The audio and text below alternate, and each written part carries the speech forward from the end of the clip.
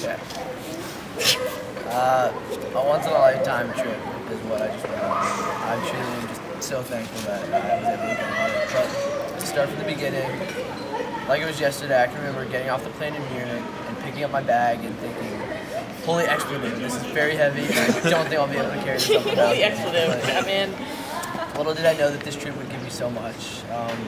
Starting off on day one when I was a leader, I read train schedules in Munich and I battled with the 24-hour clock, which was hard for me to wrap my head around. I went to one of the most important historical sites of the World War II and even the world at Eagle's Nest and was truly shocked at what I learned. I was able to swim in the Codex Sea, and only 2 hours later I was introduced to one of the most amazing foods I've ever had, Grossel. which I will hopefully be able to make back in the States.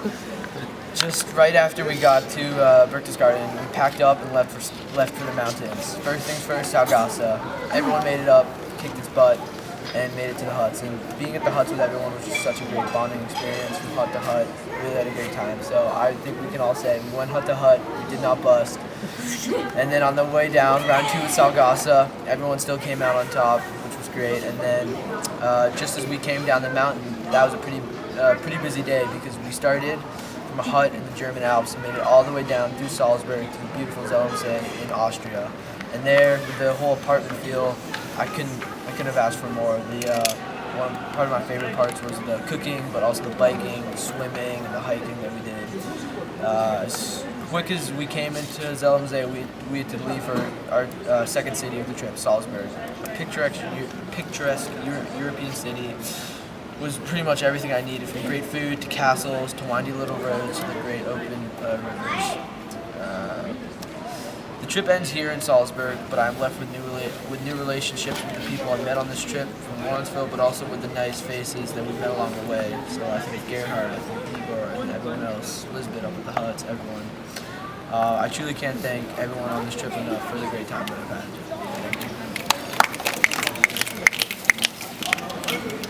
I'll go. Okay. Okay, I'll go. Last agreed. Okay. Man, oh man, insert name of person I'm talking to, was that a trip? We were there for 16 days, but it felt like a year, and because we did so much. We climbed mountains in the rain, wind, and snow. We stayed in huts where we had to pay for 2 minutes of hot water. We met an ex-German military hiker man named Gerhard. We saw towns with lakes and meadows, sat in cafes to compare their strudel. We walked through bustling city streets, basically relived the sound of music in person. From 8 to 8, we were always on the go. We didn't always smell good, but we made the most of it.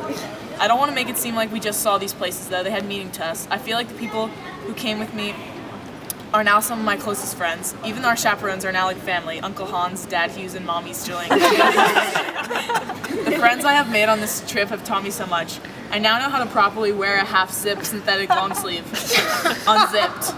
I now know how to be a good roommate and keep my mess contained on my side. I now know not to be frustrated when your cooking plans go awry and you buy cheese instead of tofu. But all inside jokes aside, I've learned how to lead. When you need to get a group of 13 people from point A to point B and they're all looking at you, you gotta just act and you have to be decisive. I've learned you need time to reflect in order to appreciate. Considering the area of the world we were in and its history, I've learned that not all sad history is bad history, and everything you learn is significant. Most importantly, I've learned to communicate. It's okay to vocalize your needs. Everyone has them. All in all, I had a great time, and I'm stoked that I chose this trip. We left our mark in small ways on the places that we visited, but more noticeable is the mark that they left on us. Nice. Okay, well, mine's not going to be that good. This trip was amazing, yet it was nothing like what I expected. We started out in Munich, and then we went to Berchtesgaden for a few days, and then we backpacked in the mountains, and then we spent a few days after that in an apartment in Zell, and then we spent our last few days in Salzburg. And I felt like it was kind of a highlights trip of southern Germany and the state of Salzburg. It was really amazing. Everywhere we went was gorgeous. The view from the mountains was insane. It was really, really difficult getting up into the mountains, but it was so worth it. The day hiking up was probably one of the hardest things I've ever done. And when we were in the mountains, we stayed in huts, and we met cool people like a German man named Gerhard. We learned a lot of World War II history in Berchtesgaden and medieval history in Salzburg and at castles. And this whole trip couldn't have been the same or nearly as amazing with any other people. I went with 9 other kids from my school, and I couldn't have asked for a better group. We bonded so fast, and by the end of the trip, we had more inside jokes than I can name. I couldn't imagine doing this. Oh, I sure that. It wasn't the gorgeous views, delicious food, or even the exceptional history that made this trip. It was the people who came. It was playing rummy, laughing at the packing list, and struggling up Saugasa together. It was sitting in a cafe. It was just hanging out, and I couldn't see this any other way, with any other people, with any other chaperones or any other kids. I can easily say that it's a trip I'll never forget.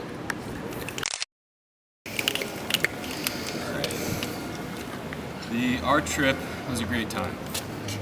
We bounced around tons of different cities, towns, and huts in our 2 weeks together, using planes, trains, buses, bikes, and often hiking. Each place introduced different housing situations, from hotels to hostels to huts, and meals and restaurants, in-house hostel food, and our own homemade meals, aside from the many markets and bars we consumed throughout the day. We swam, biked, and hiked all over the region together and met some cool local people like Igor and Gerhard. The trip was adequately recorded with our tons of video and GoPro videos and photos, as well as our often well-written by Miss Grace Connell nightly journal entries. It's hard to believe how close we became as a group in our 2 short weeks together.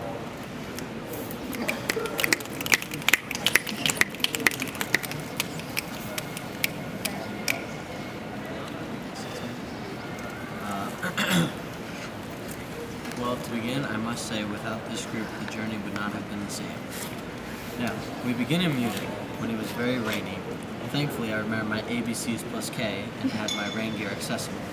In the city, we took a tour that lasted about 3 hours, but felt like 12 because of the jet lag and the staggered naps we took hidden by sunglasses. From there, we went to the youth hostel in Berchtesgaden, which we later discovered would housed Hitler youth groups, and we lingered around there for a few days. During this time, the most memorable thing we encountered was the Eagle's Nest, a homestead for top-tier Nazis, including Hitler himself. After this wonderful experience began the thing that I had been looking forward to since day one, hiking. We took a 6-hour trail up a mountain to Karlinger House. This included my favorite section of the trip, Saugasa. This single stretch of trail took my friend Bobby Gogol and I 50 minutes, leading us to the top first. This was a very draining portion of the mountain because it was 600 meters long and an estimated 300 meters, and climbed an estimated 300 meters in height. Within that same distance, or at least that is what Stefan translated from the German Wikipedia. Karlinger was followed by Ingolstadter House. This hike took us through snow, rocks, and ice, where many of us, including myself, fell through. The following day, we hiked down to Karlinger House, and this was to Karlinger, and this would unfortunately draw our hut-to-hut hiking to a close, thanks to the shoulder-high snow.